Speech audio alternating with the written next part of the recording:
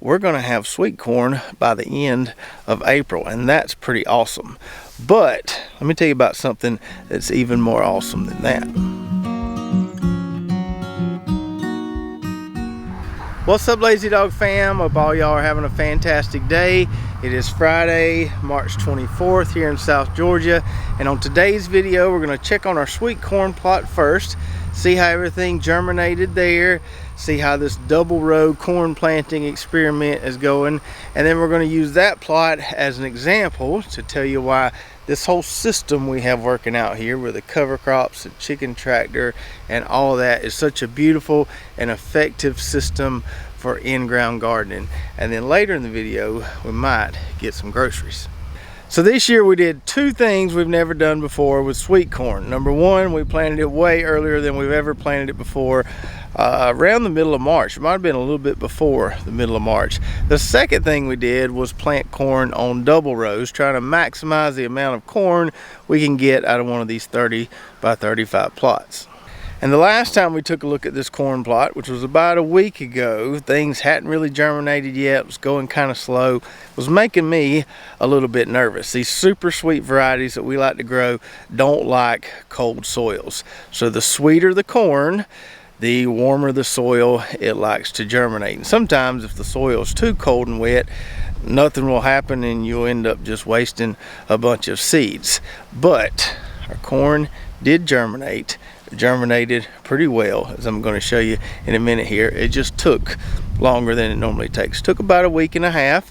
Weather was warm a few days after planting, then it struck off cold, so it kind of delayed the sprouting a little bit, but now we're good to go.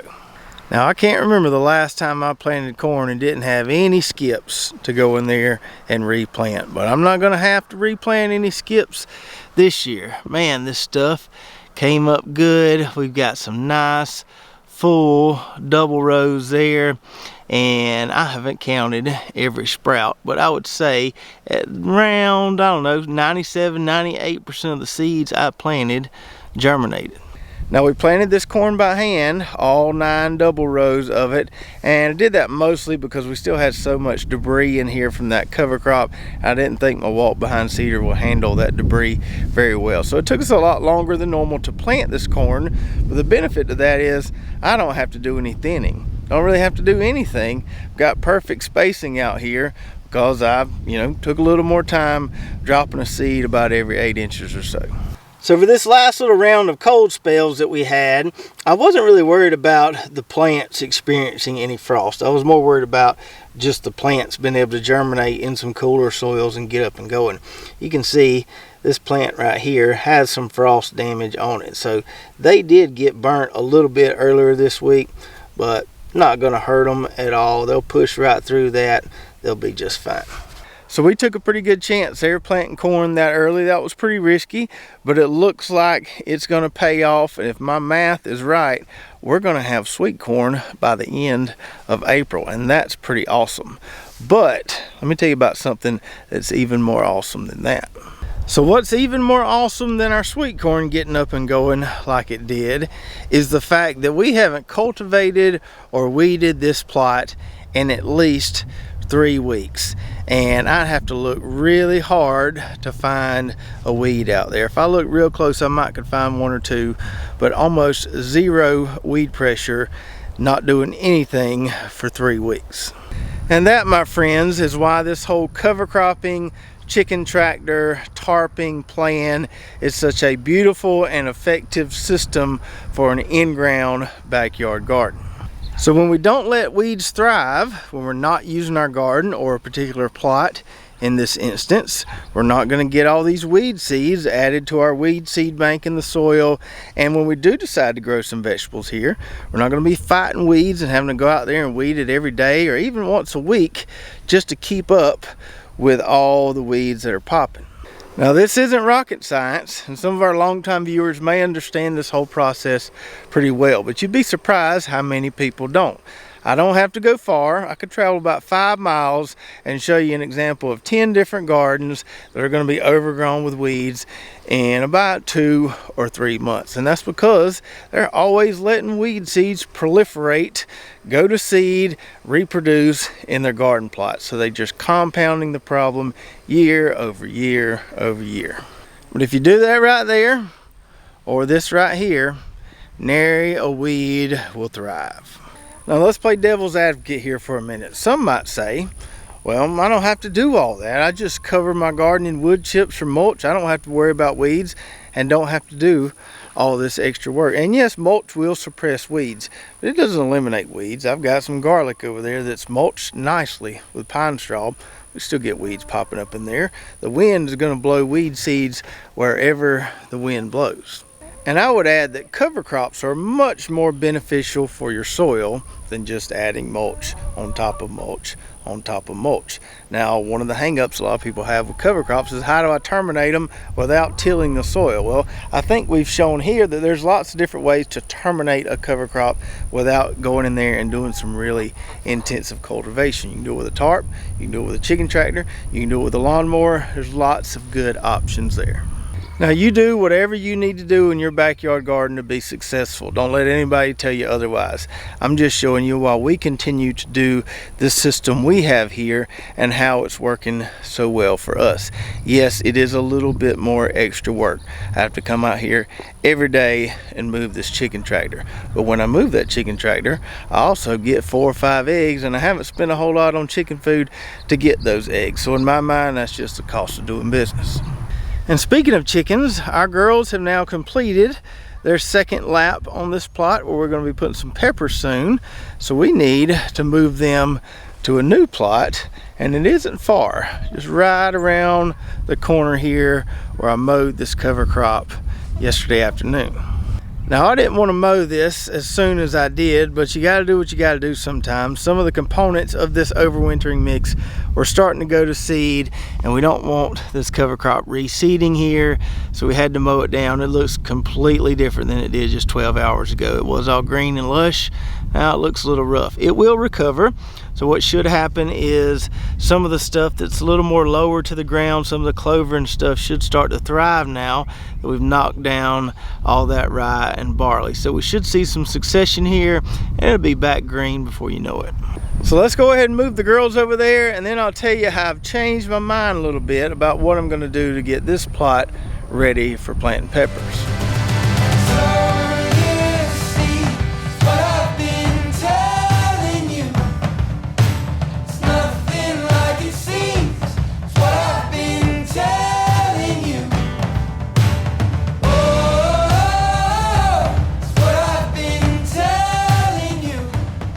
Alright, so we got the girls situated on that plot there where we are eventually going to be planting some of that McCormick's Giant Blue field corn. I'm not sure if I'm going to let the girls make 1 round or 2 rounds on this plot. Just depends on what I have going on at the moment, if I'm ready to plant field corn or not. But they're scratching that up pretty good right now. Probably still have to give them a little bit of food until some of that greenery recovers, but we won't have to give them much.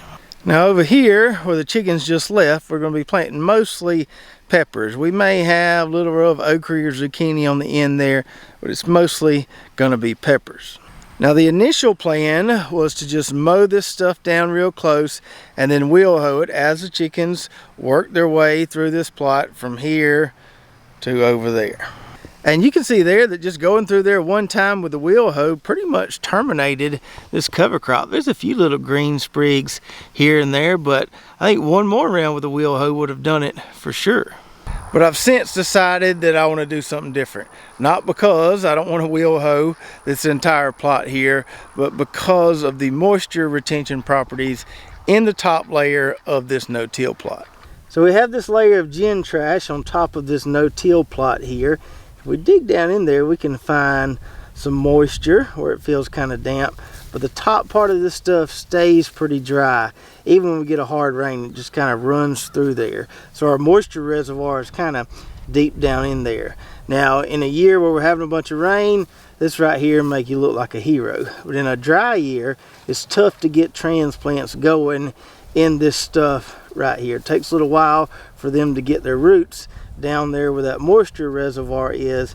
Once that happens, they're usually pretty good, but they're a little slow to get going in this stuff up here that just always stays kind of dry. So as a result, I think I'm going to try to improve the moisture retention on the top layer of that plot a little bit, and I'm going to do that by adding some of those 13-year-old composted wood chips that we got from a sawmill down the road. We filled our raised beds with them.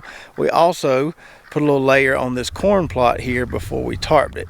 Really been liking that stuff. Seems to have a little bit of nitrogen in it, holds moisture pretty well, and I think it could really help this no-till plot that tends to stay a little dry. So in the next few days, I'm going to scalp the rest of this greenery, give my man a call. Should be able to back in right there and just dump it right on this plot. All we got to do is smooth it out.